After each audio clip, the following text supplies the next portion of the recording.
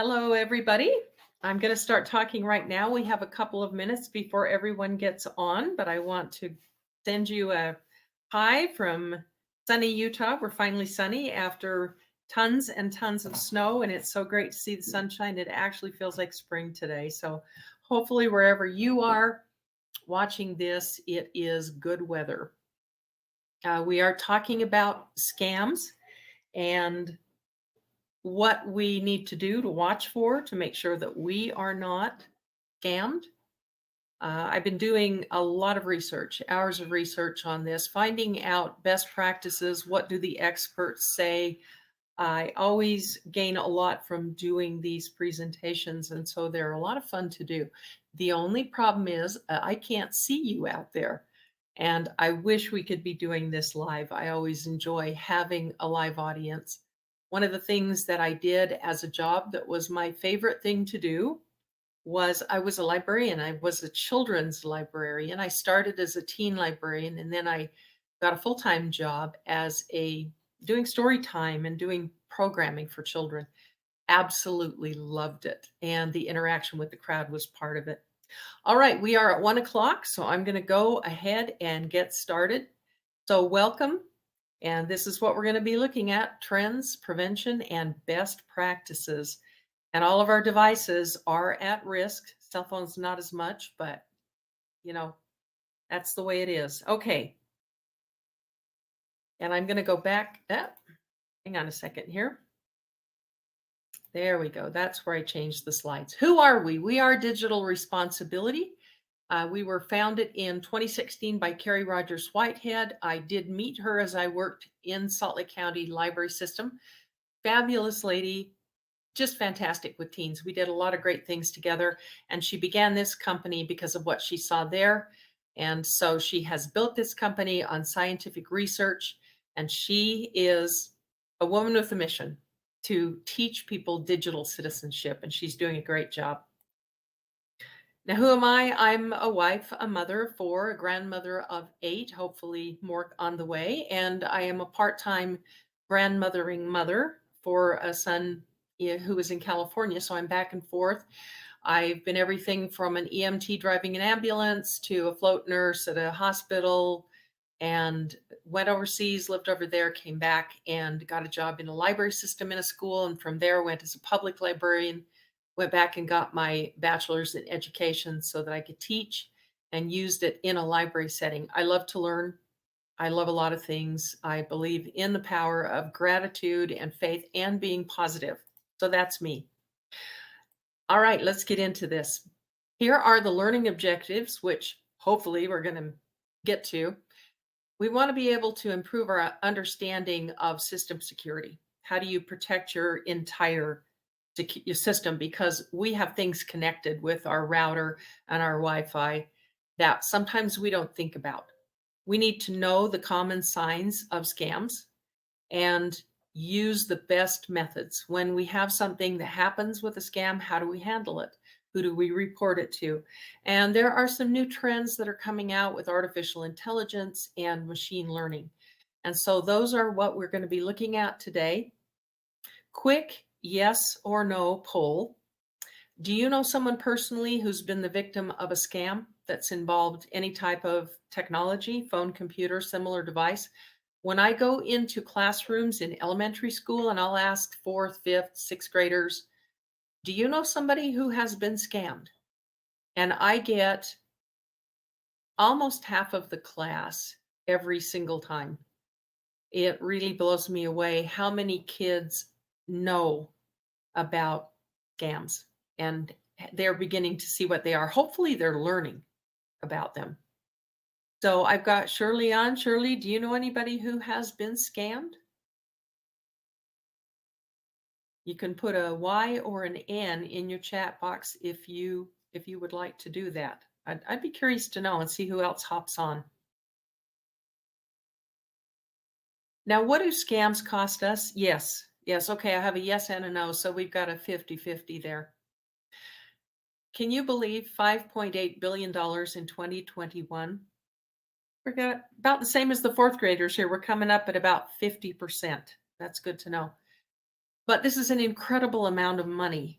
I mean, billions of dollars that could be going to something a lot better.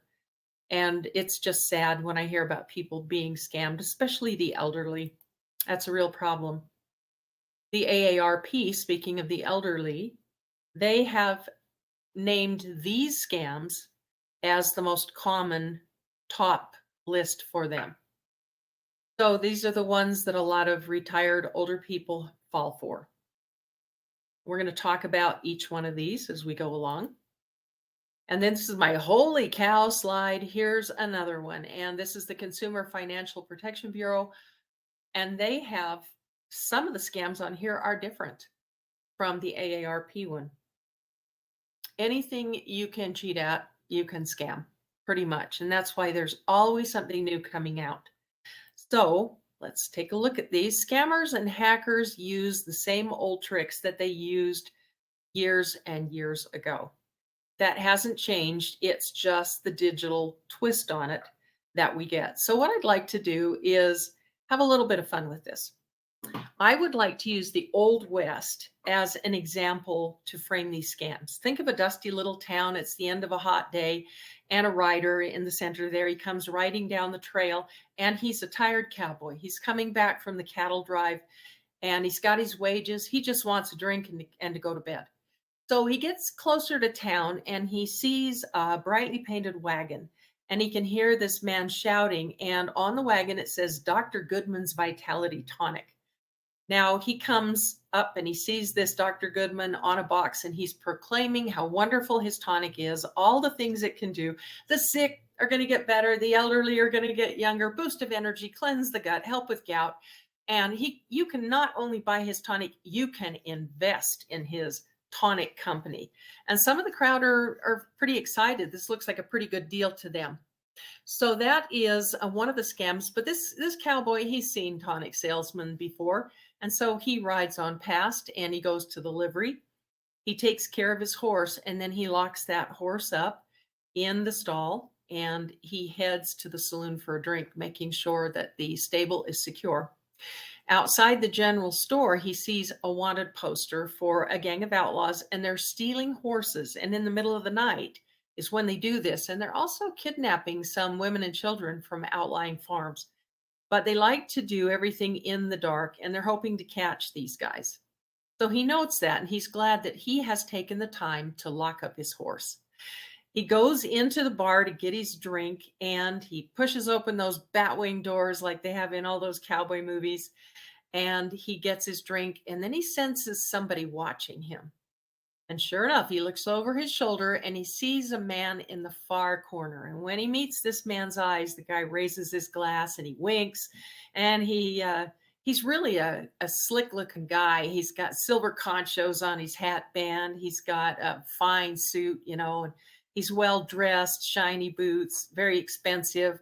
So when this man beckons, cowboy goes over, and this man says, "Hey, you want a friendly card game?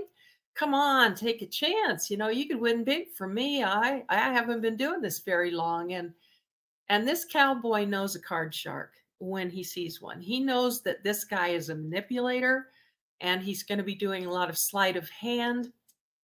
And so he throws back his drink, says thanks, but no thanks, and walks out and goes to the bunkhouse for a well-deserved rest for the evening. So those are kind of what we're going to be seeing when you get into scams.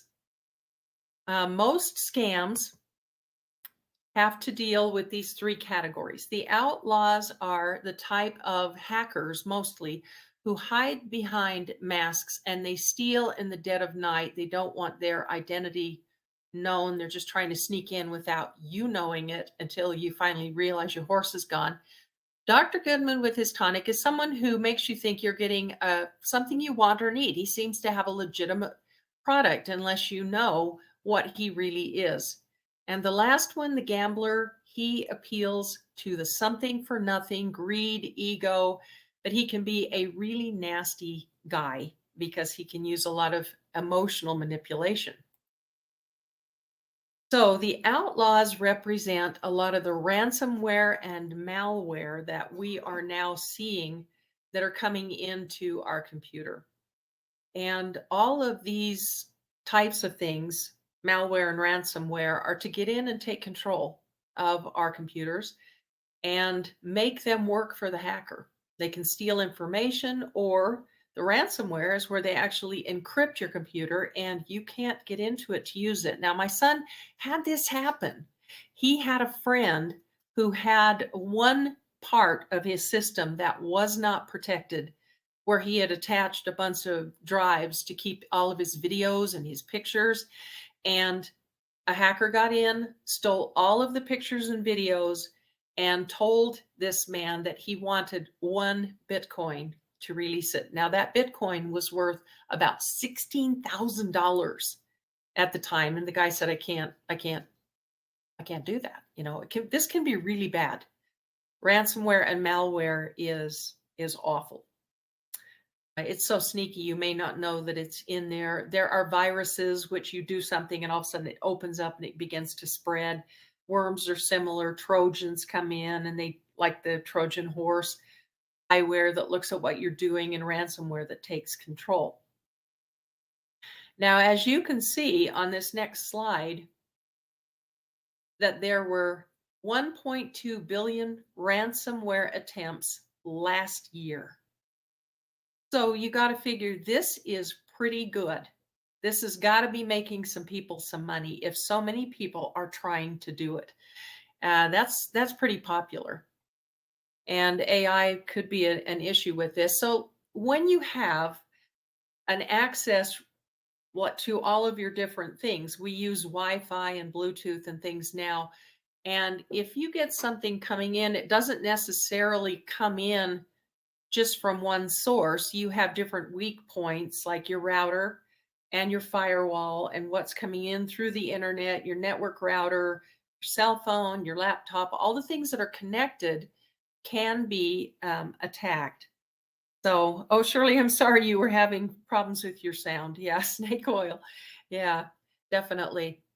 So this is the problem that we face nowadays. But again, it is a pretty simple thing to take care of all of these points in our system. We have to have protection. You've got to have everything. Now, I have something on my phone. We have ESET and some things on our laptop and on our desktop. We've got a good firewall. You can do a lot of things to make this better. So the firewall monitors everything that is coming into your computer. It's like the English butler at the door. I'm sorry, so you can't come in. And so you've got this firewall. You can get in and you can look at your firewall in your settings. This is a picture off of the laptop here. And it had a setting here that it said allow an app through Windows Firewall. Okay, there was something here that I reset. I went in and I set it a little bit higher because there was one setting that was like, wait a second, this one is making me a little nervous. You can always back off your settings. You can set them high, and then if you're not getting things you need, you can back them off a little bit, but it doesn't hurt to educate ourselves about the firewall that we have, where it is, and how we can use it. The nice thing about technology, and this is what I always say, is you can always Google what you don't know. I love that. So you also need to get a good antivirus program, sometimes called an ABS or just an AV.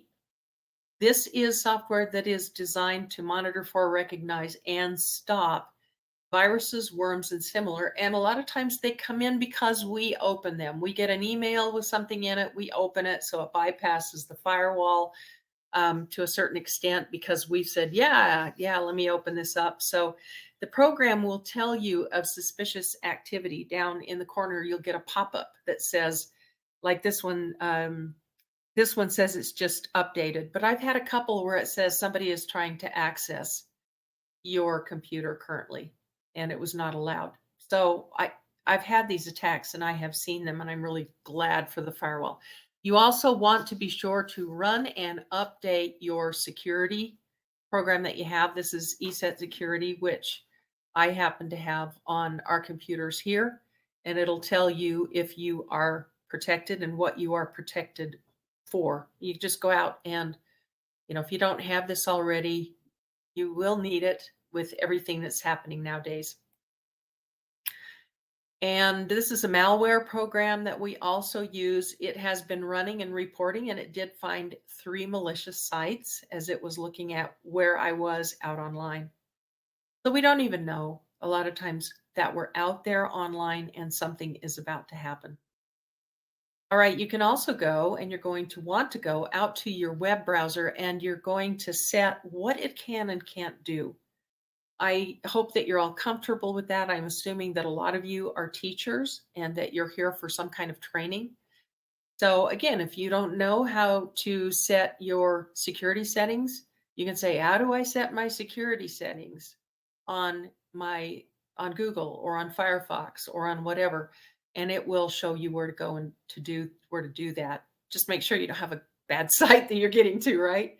Now you'll notice this was the one that I found. In the middle there, it says block potentially unwanted apps. And that was turned off. And I went, wait a second. I want this blocked. And so I went in and clicked that. And I found that just in looking at my security on a new laptop that we got. All right. Internet settings, you can find those up in the 3 dots area, usually on most browsers.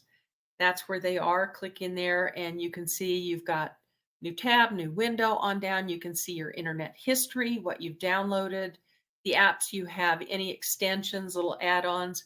You can look at your performance, how fast it is, everything down there. But you see down at the bottom, you've got the little settings symbol, which is about the third from the bottom. And that's where you're going to want to go in and make sure, especially if you're getting a new computer or setting up something, you want to go in and you want to check it.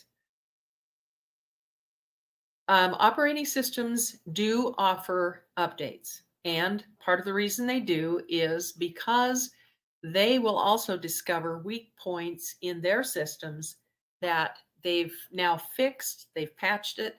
They are sending you out the new and improved virus scan on their end, malware, whatever they're doing. They found some things. And so it doesn't hurt to check if there are any updates. If you haven't seen one for a while, come up.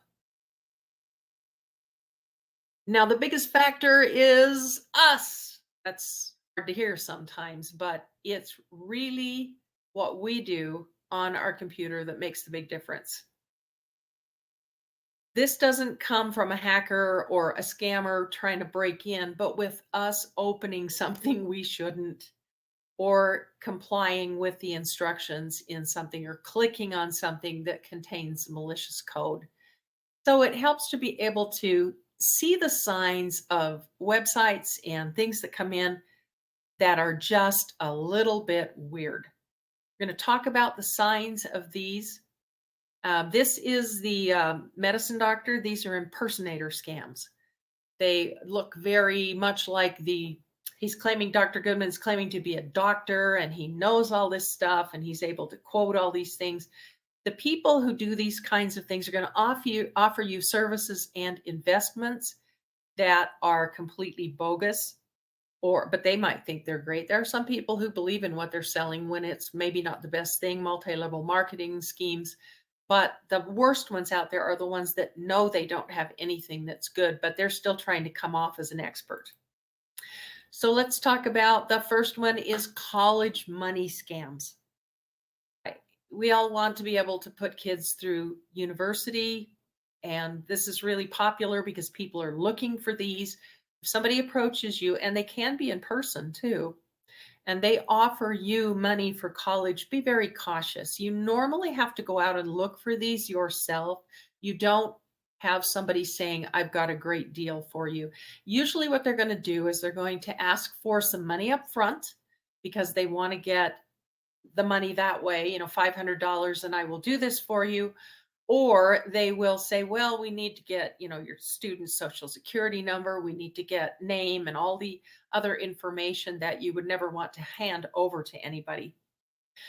Scholarships, if somebody promises a scholarship, it is not a sure thing. So you have to ask the following questions. Get all the details. Is there a fee to apply? In some cases, there might be for an honest to goodness scholarship, but there's usually a way to get the money refunded at the end of the process. But again, if Somebody comes out and says, I've got a scholarship and you can get this. Don't believe it. You check into it, go through a counselor, go through somebody like College Parents of America, which is a site where you can go out and actually trust what's happening. Grants are the same thing. They're very specific, they're very targeted. They're usually something that improves the community. And so, again, if somebody comes to you and says, I can give you a grant, I would take that very much with a grain of salt because people don't normally come to you offering grants and they can be difficult to obtain. You have to jump. If any of you are teachers who have done a grant, it's a lot of work. All right. So, one of the other things that's really big in the news right now is, oh my goodness, Camp Lejeune, Camp Lejeune. I'm tired of hearing about that. Student loan forgiveness, anything in the news that people can scam people with is absolutely ripe for the picking. Somebody who's been to Camp Lejeune and they had drank the water and somebody contacts you and says, yes, I'm going to help you out with this.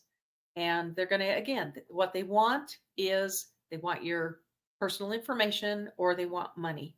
So always go around the backside of anybody who comes to you. Check out their sources, check out not using their links, and find out where you can go that's legit because there's so many of these that it's impossible to make a list of what's going on because there's something new coming all the time. And then we have the gambler. These are the ones that appeal to emotion, that are manipulative, and these include get rich quick. You've gotten all of those things, I'm sure, like I have. You could make $50,000. So be aware that anything that is coming to you that's too good to be true, it is too good to be true. And there are different kinds of these. The saddest one actually is the romance scam. This is something okay, will now be talent cancer suit. Yes, yes, this is the next one. Okay, you're right. That's going to be another one. Every time there is something to sue about. Now, romance scams are big money makers because they are so painful to people. And I used to play words with friends on my phone and I finally stopped. I love playing word games, but that one drove me crazy because I'd always get the guy on there, "Hey, gorgeous, how you doing? I'm on an oil rig and I'm very lonely and I want to talk." And they were just really annoying. So there was a famous guy. He was the Tinder scammer. If you've ever heard of him, Simon Lviv, he conned 3 women in Europe into he scammed them, but he was from a wealthy family. So he was using a private jet. He had a Facebook page that looked like he was really legit and rich because, yeah, he did have some family money. He would lavish these women with gifts. He had all kinds of things that supported his lifestyle. This is not the norm, but this poor guy, he told them that because he had diamond mines and it was really sensitive, his wealth was in danger. He could not use his personal finances. And could they pay with credit card until he could get some money freed up to pay them? And they fell for it. And I don't blame them. He was finally caught when one of the women actually turned him in. She came forward, but that's a hard thing to do because these scams, there's so much embarrassment, there's so much hurt that comes from being betrayed by somebody you thought loved you and you might love them.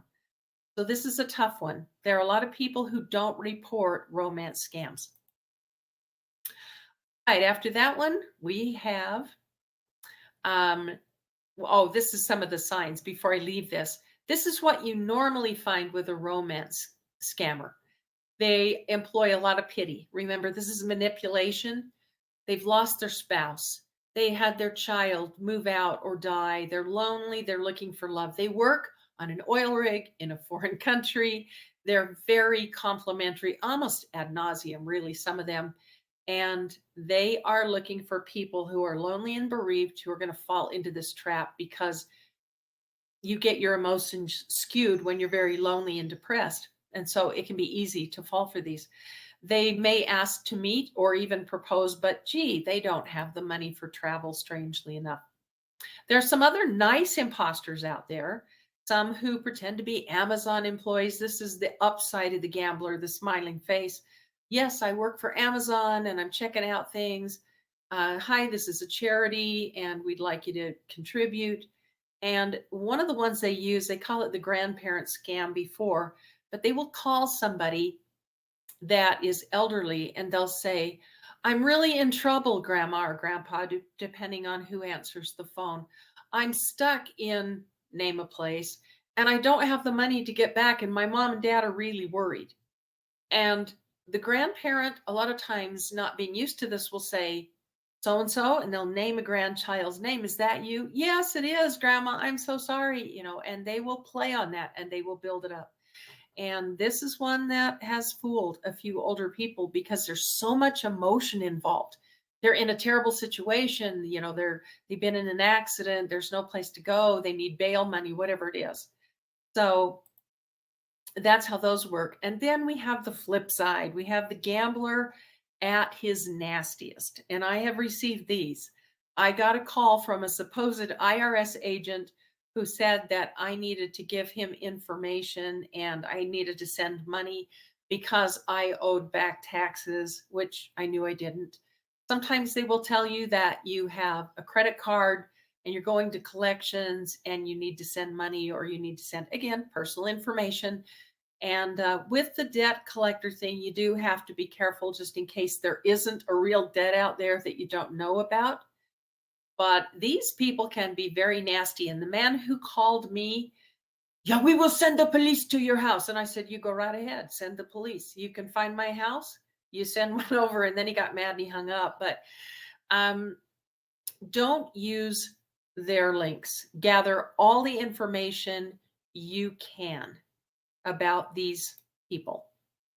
And so they will give you these claims. And what you need to know about bank or credit union, IRS, or debt collection is that you have certain rights and you need to be able to know what those rights are. So here is the U.S. Consumer Financial Protection Agency saying that they will withhold information about your debt. They will demand payment by money transfer or prepaid card. And they do that because these cannot be refunded and they can't be traced. They may threaten to tell your employer, we're going to call your boss and turn you in. We're going to call your family. We're going to tell them about you. That's not normally a debt collector, even as bad as rough as they can be. They don't normally threaten to tell your family. They just want to get the money. So those are definite signs. Scam tricks of both the gamblers and the patent medicine doctors. Get rich quick. Too good to be true. Compliments, fear, shame, appealing. Sometimes the patent medicine doctors appeal to your emotions too, your desires, your needs. If you're feeling sick and there's something that looks like it's going to be the tonic of choice. There are so many things that border on scams out on the internet right now, where a lot of money is being made on testing and supplements that really don't live up to some of the claims that are being hyped. Glowing sales pitches and very trustworthy, authoritative, charismatic in some cases. But you can tell these because a lot of these scams come from other places around the world where English is not their first language. And it becomes pretty obvious. So the first thing you do is gather information. What is your name? Spell that for me. Where are you located at? What is the address of your building and the phone number where I can reach you or your boss? And at this point, a lot of them hang up. They're done. And you have the right to have a written mail statement. So do ask for that. The second thing is, if they give you any of this information, check it out. Google the company. Check the Better Business Bureau. Do they have complaints if this is a legit company? I had one I checked and I couldn't find the company, so I knew it wasn't legit. If they have a physical address, you can look on a map and try to find them. Try the phone number, see who answered. If it's the same kind of thing that you go right back and you feel like you're in a loop, then they're scamming you. Call the original creditor. If they tell you who you owe, then definitely call them back and say, have I been sent to collections for any reasons? And so that can help you to know. Now, again, written notice, pay with a protected credit card. You don't have the luxury, if you're paying with PayPal or something like that, to get a refund if there is fraud involved. And you can check your credit report every single year to make sure, but some people, if they do have an outstanding debt, you do have to realize that that may not show up on the credit report for some time. So be aware of that. And also, you can go out and Google Fair Debt Protection Act. It will give you all the information about debts and how they are collected and what your rights are. Okay, this one. How many of you get texts and emails? Oh, I cannot believe all the junk every day. Yeah.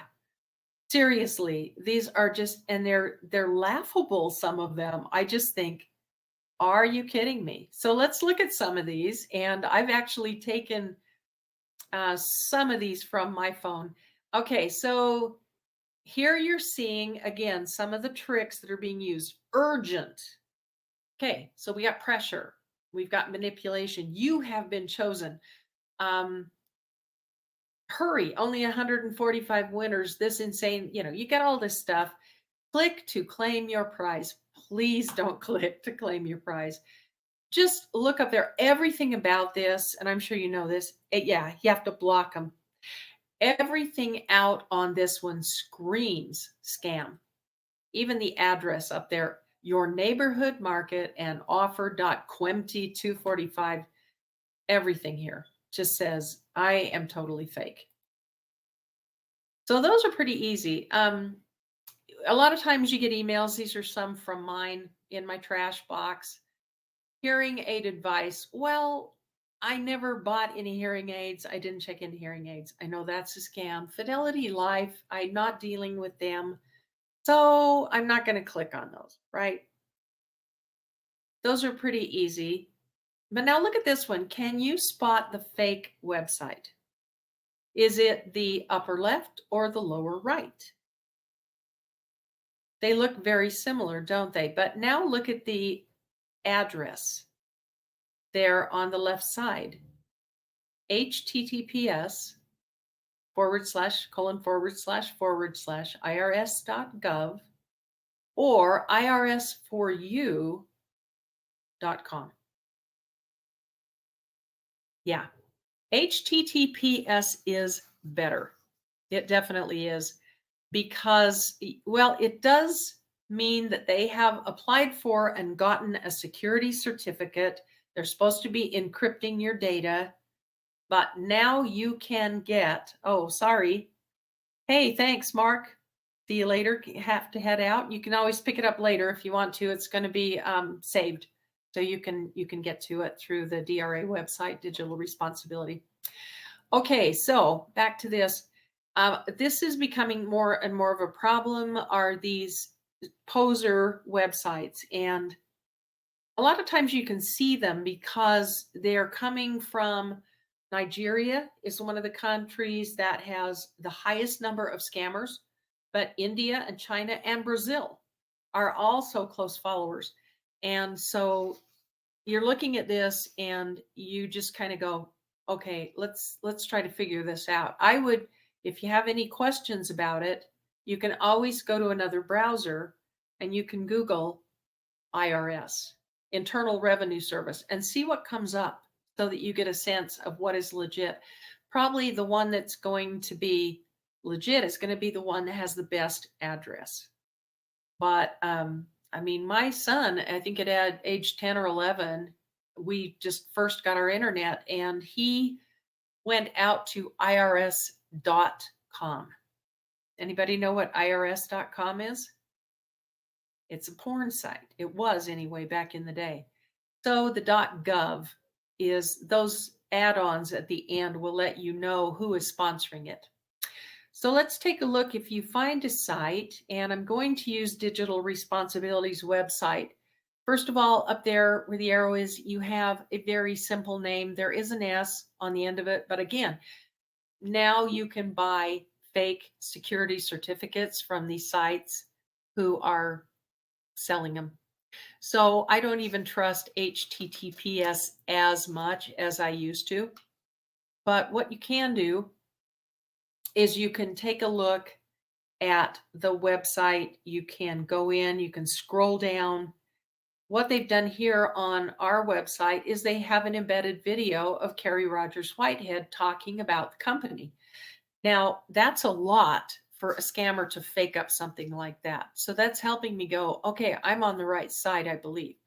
You can always go up to the About tab. And if you're feeling comfortable with that, you can go up to the About tab and find a lot of information about the company.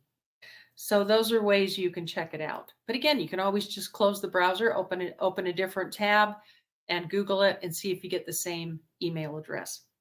You're also going to have places where you can contact companies. And if they're legit, you're going to get somebody who actually has a message or answers the phone.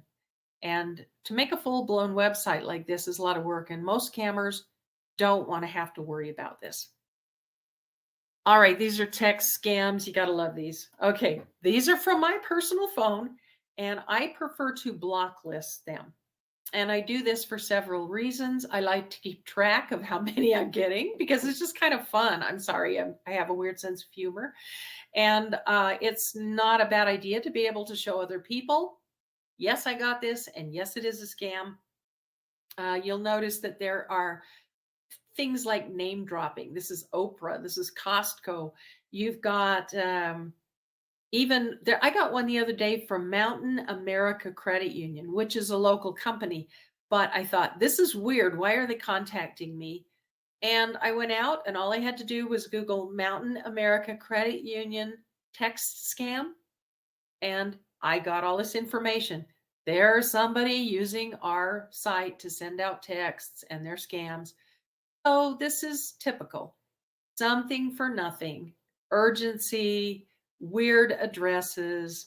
You'll notice Camp Lejeune in the bottom middle one is misspelled. That can be one of the bigger things that you can tell is misspellings are often very common, but this may change. And I'll tell you more about it. Scam payments can include gift cards, P2P payments, which are like Zelle or Google Pay or Venmo, some of the ones like that. Also, cryptocurrency is becoming more of a thing. So we're going to talk a little bit about crypto. It's a very strange thing. I still don't understand what it is, but all right.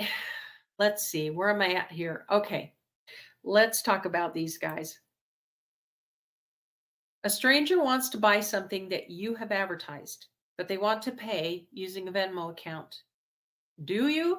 Nope, I would not, unless you tell them, I need to verify that your Venmo account is actually a Venmo account, and you will have to give me the information for it. Because what they do is they will buy something from you. They'll supposedly pay you. You'll see the Venmo money come in. It all looks good. They take the thing, they're gone. And then you find out later on, days, that it was a fraud account that they had set up with somebody else's information. The money was stolen. You're out your money and you're out your thing that you were selling. Another way that they scam you with these are they get a payment that comes into your account. And again, it is from a fraudulent account, and they get in touch with you and they say, I'm so sorry, I accidentally sent this money to you. Can you pay it back? Immediately say, give me your name, your number, and your information. I'm going to call my credit union and I'm going to check into this with Venmo and where the money came from. And this is a scam. It's almost always a scam. So on the flip side of that, you're also going to want to make sure that if you are sending money or receiving money, you want to do it, if you can, from people that you know personally. And it's not a bad idea to even confirm with a friend who is paying you, say, is your number still for Venmo at such and such? So make sure you're doing that. But be cautious about using these apps because, again, these are not protected. And if you're transferring big bucks back and forth, it's really easy to lose the money. All right, crypto. Crypto is digital credit that can be purchased and used online. It's a form of money and it has value because people perceive it has value, just like fine art or an antique. The problem with crypto is that it's very volatile. It can go up in value if more people buy it. Bitcoin is insane. I don't know if it's going to ever tank. But what crypto does is it never goes through a government agency. It never goes through a bank. It never goes through a credit union. This is strictly online. So what protects it is this blockchain technology.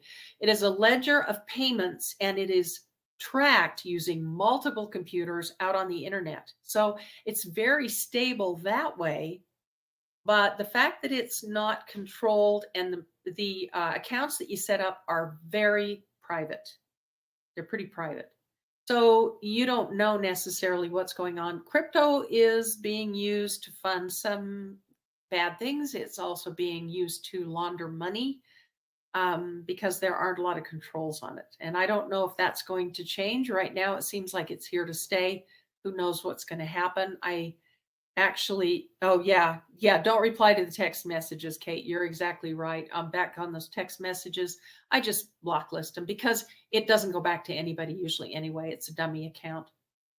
All right, so the next one is Google voice scams. Somebody calls and they say they want to make sure that you're not a scammer, that what you have that you're selling is legit. You're not going to steal from them. So they tell you that they have a code that you have to read back and they'll send it to you by text. And then using your voice, reading that number, they can set up an account linked to your phone. And they can scam others using your phone number. And they can be running in the background and you never know that it's there. So you don't ever give this code out. You never read it back.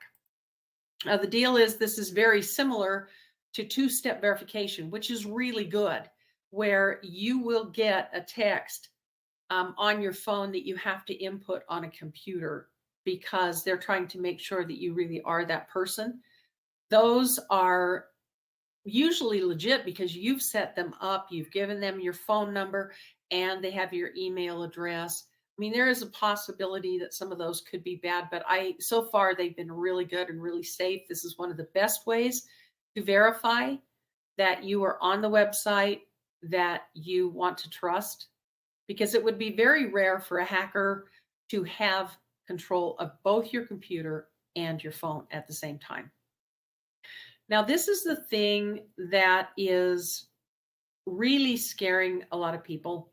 Artificial intelligence, machine learning, digital payment codes are becoming more of an issue now too.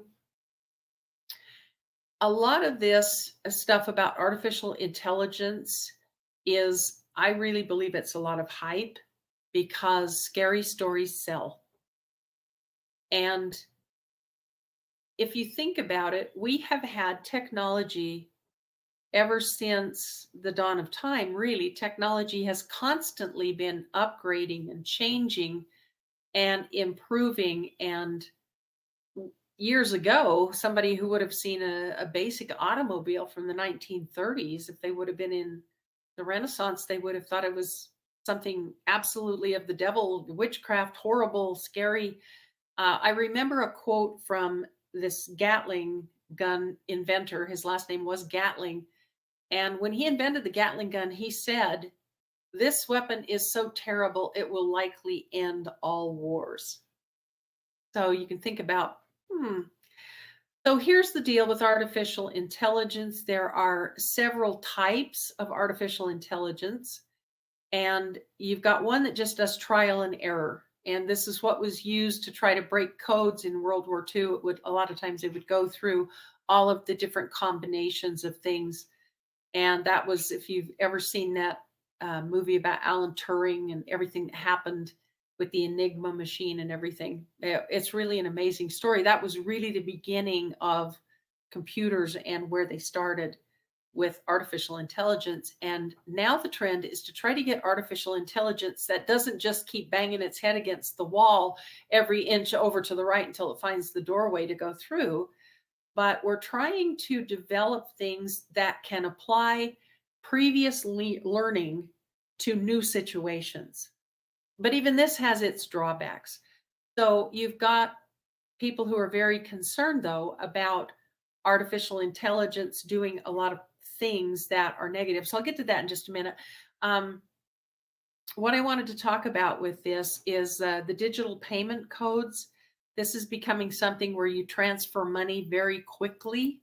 It's not Venmo, but it's very fast. And these can be, you can be scammed with one of these. So be careful about sending money that way. But to talk about machine learning, I have a smart stove. I love it. It has a programmable oven. And so I can put my thing, whatever it is, in the oven, my turkey with stuff around it and stuffed and everything. And I can set it to come on when I want, bake as long as I want, and turn off. But imagine if your stove could now pull out the pot, put it on stove, turn on the burner, get out the spoon, put all the ingredients in, stir it. And if something went wrong, the stove would go, oh yeah, I burned that. Next time I'm going to turn the temperature down by 15 degrees or 20 degrees or whatever. So this is kind of what we're dealing with artificial intelligence. And for a lot of people, this is very frightening. But to me, this is just another tool. Now, there are some things with tools. Tools can be great. You can pound a nail in with a hammer, but you can also smash your thumb. So there are some thumb smashing things that go along with artificial intelligence.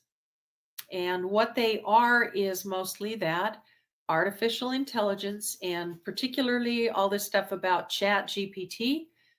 This is something that can be used in a negative way.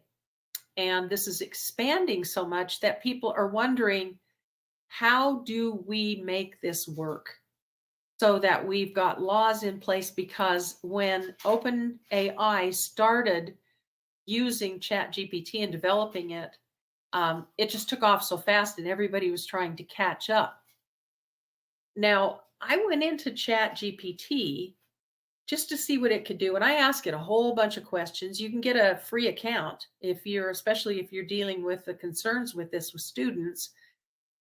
You may want to go in and try this. You can. So I said, how can I make this sentence better? I, not capitalized, have a great deal for you where you can get some land in Florida and build, B-I-L-D, a house, H-O-U-S, to retire in. Now look at Chat GPT's response. Can you see that it's not bad? I am excited to offer you a fantastic opportunity to it. Sounds a little bit like the gambler, doesn't it? This is, to me, a little bit stilted. And this is where human intelligence beats and trumps artificial intelligence. But you got to be impressed with what this can do. And that is the point. In the race to develop this technology, there is this tendency to say, if I can get my product out there fastest and get my name out there and known best, I can make all the money. And so you're rushing the product, right? This is a problem. You're going to have people who might be cutting corners. They might be doing things that aren't appropriate. It was very interesting, though, to interact with ChatGPT. I would highly recommend, if you're a teacher and you're concerned about this, you go out and get a free account with them and go in and see what it can do. You know your students well enough, though. You're going to know, I think, if they're using something like this to write a report. Okay, let's talk about ChatGPT. One more thing that I wanted to touch on before we leave that is that New York Times and other news sources are talking about the biggest concerns, and here's what they are before we leave this. Loss of jobs. That is maybe somewhat of a concern, but this is progress.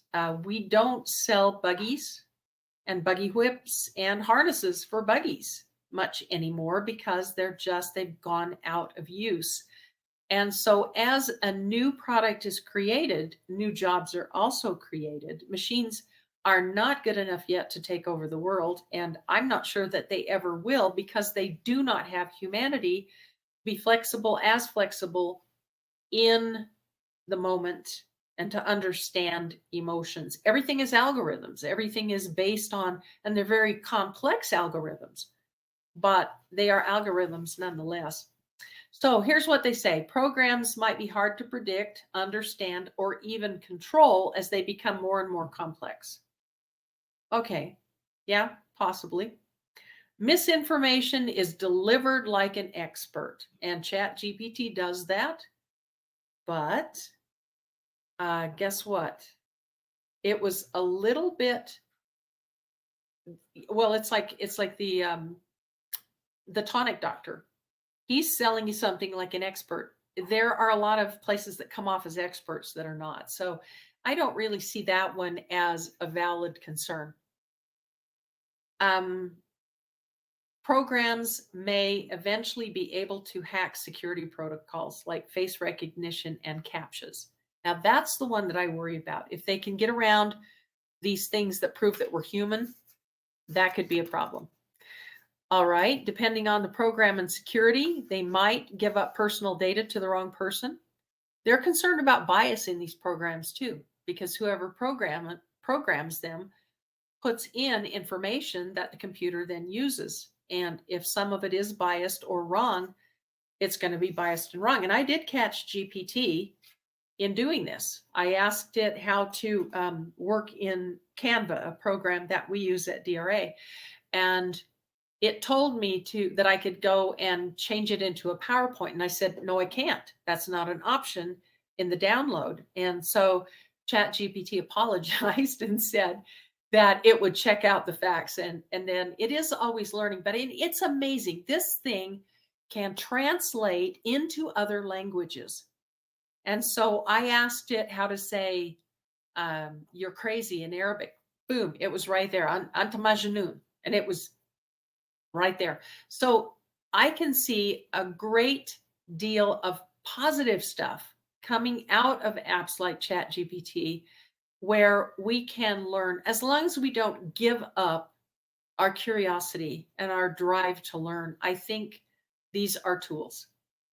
They're wonderful tools. I love being able to go out and ask questions and get millions, and this is what ChatGPT does. It has sampled billions of words and it has looked at everything, so it has all of these sources. It's like this ginormous resource center. Yes, there may be some wrong things.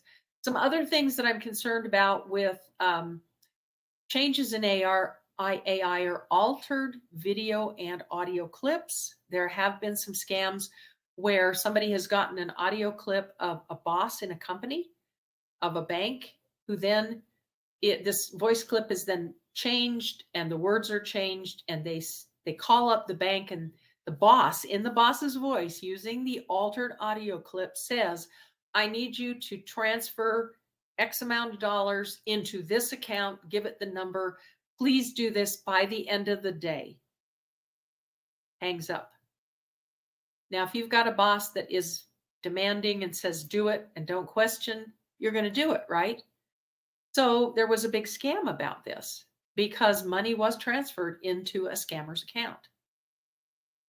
That is one of the things with changes. Another thing that concerns me is the fact that pictures now, through some of these new art programs, you can take somebody's copyrighted work, you can alter it and morph it without giving any kind of credit or payment to the author and make beautiful pictures. They're fabulous. Like they're out among the stars, the Milky Way, planets hovering, beautifully colored. And here is a lady riding on a unicorn in the middle of it. It's all gorgeous, but it's all faked and it's all taken from other people's work. All right, passwords. How do we make sure that we're not hacked into? Just very quickly, we're going to make sure that our passwords are something others would not know about us. Long, 12 characters is great, and you can do this without a big lot of hassle. And have you seen what I've done here? Timpanogos is a famous mountain in Utah. T and the I is, I took my fingers and went AEIOU across the numbers. And the third number, AEI, happened to be the number symbol here. So you can do these kinds of things. And then you can just tell yourself, oh, I've done that in my code that I use, my vowel code. Nobody else is going to know what your vowel code is.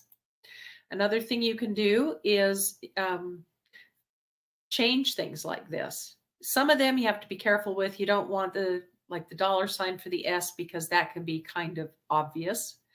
This tells you why I chose Timpanogos and how I changed the letters. So you can do that for something. And then and so my hint was something like mountain woman or something like that, that would remind me, with heart.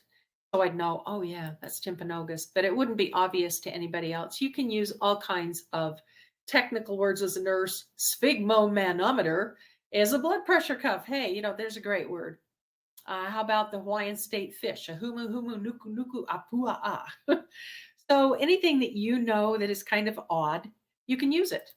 It's a great password thing.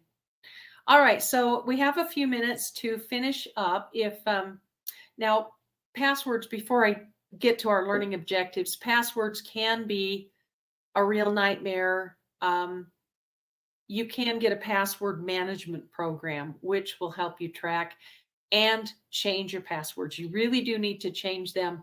But if you do have long passwords that have symbols in unexpected places because you've worked out a code that you're going to keep people from guessing your password. It's, we see people who put their anniversary date and their kids' names, and those are just, we know those don't work, right? All right.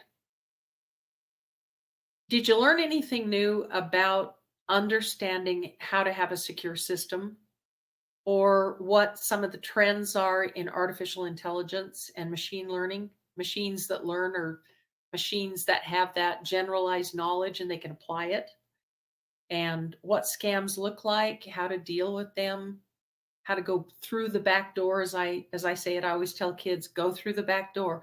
If it's Costco, call Costco. Don't reply to the text.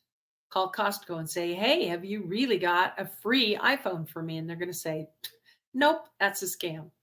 I would love to hear your thoughts on any of this. I do appreciate constructive words of, if I went too fast, if I didn't cover something, this helps me to improve for the next time. And while we're talking about that, it's just important that we know these things, that we teach them to our family members. 80 and older is the top group that gets scammed because they don't understand. They have not grown up with technology. Okay, thank you. Thank you, Shirley. What I found out from growing up, I was born in 1956, and I grew up with a rotary dial phone. I hated it. Then they had a push button phone. That was better, but I still couldn't go all the way to my room on the cord. Then they developed the cordless phone, and that was great, but then I couldn't walk away from my house. Why can't I take this with me? And now we have this marvelous thing. We call it a phone, but it is everything and a phone. But it is complicated. It's complex. We're giving these to kids who are not always ready to be able to manage them. And parents do need to set limits. If you have any questions about setting limits, you can go to the website. We have some great tips for parents. So here's my quote about feedback. We're almost done here. Humility. It does take humility to seek feedback, but I really like it. And I do want to act on it. Thank you, Marion. Now, next month, what do we got for you? We have Tina Forsyth is going to be talking about the cure for the summertime blues. This is about using tech in the summer in a good and healthy way. which is something we're really into here at Digital Responsibility. I want to thank you for being here. I hope this was beneficial, that you can take this, pack it up, and share it with somebody else. So I'm going to sign off, and y'all have a wonderful day.